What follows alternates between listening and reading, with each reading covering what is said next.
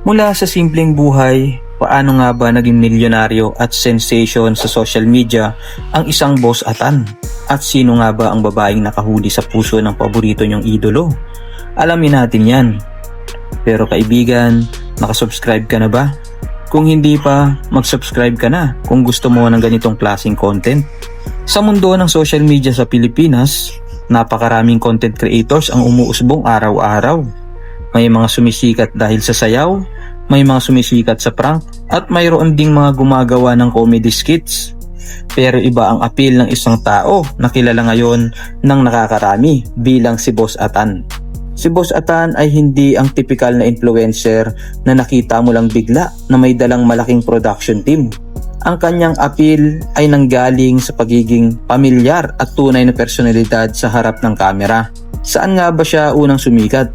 Sumikat si Boss Atan sa isang short form video platform sa iba't ibang social media platforms. Sa pamamagitan ng kanyang kakaibang karisma, likas na katatawanan at nakaka-relate sa mga sitwasyon sa pang-araw-araw na buhay ng ordinaryong Pilipino, mabilis na kumalat ang kanyang mga video.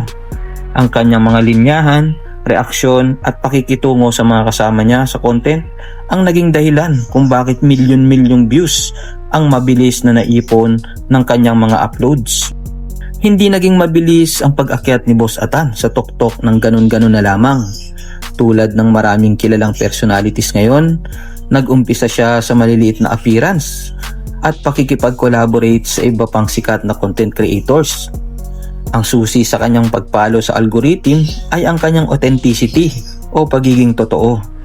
Sa kabila ng mabilis na pagbabago ng uso sa internet, nananatiling consistent si Boss Atan sa pagbibigay ng saya. Hindi pilit ang kanyang comedy at ang kanyang appeal ang naging dahilan kung bakit saan man siya pumunta mula sa mga probinsya hanggang sa mga mall shows ay dinudumog siya ng kanyang mga tagahanga. Dahil sa kanyang pagsikat sa online world, hindi na lang sa social media nagtapos ang kanyang karera. Nagsimula na rin siyang makakuha ng iba't ibang brand endorsements, guestings, at mga proyekto na lalo pang nagpatatag sa kanyang pangalan sa industriya at entertainment. Bukod sa kanyang karera at mga nakakatawang content, isa sa mga pinaka-inaabangang paksa ng kanyang mga tagahanga ay ang kanyang personal na buhay, lalo na ang kanyang love life. Ngunit sino nga ba ang nakabihag sa puso ng ating Boss Atan ngayon? Sa kasalukuyan, bukas at kitang-kita sa mga mata ng publiko ang saya sa puso ni Boss Atan. Napapaligiran man siya ng maraming atensyon at intriga, nananatiling matatag ang kanyang pakikipagrelasyon. Madalas na nakikita ang kanyang partner sa kanyang mga daily vlogs at social media post kung saan pinapakita nila ang suporta sa isa't isa, hindi lang bilang magkasintahan, kundi bilang partner sa buhay at sa paggawa ng content. Ang kanilang chemistry ay isa rin sa mga dahilan kung bakit lalong minamahal ng mga supporter si Boss Atan. Pinapakita nila ang isang relasyong puno ng tawanan, respeto at pagtutulungan na inspirasyon para sa marami nilang followers. At ngayon, dumako naman tayo sa isa sa mga pinag-uusapang paksa tungkol kay Boss Atan. Magkano na nga ba ang kanyang net worth?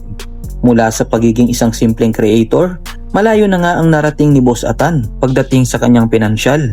Ang kanyang kita ay nagmula sa iba't ibang sources: social media monetization, brand endorsements at sponsorships, at business ventures. Bagamat walang opisyal na pampublikong deklarasyon ng kanyang eksaktong pera sa bangko, tinatansya ng mga industry insiders na ang net worth ni Boss Atan ay pumapalo na sa milyon-milyong piso.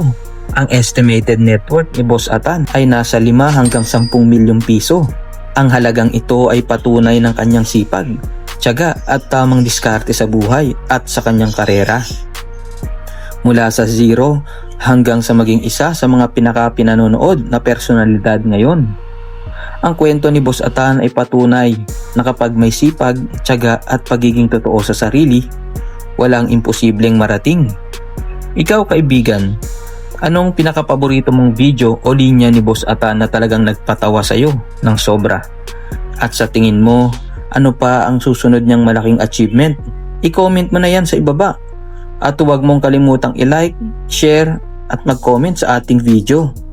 Mag-subscribe ka na rin para lagi kang updated sa ating mga susunod na kwento.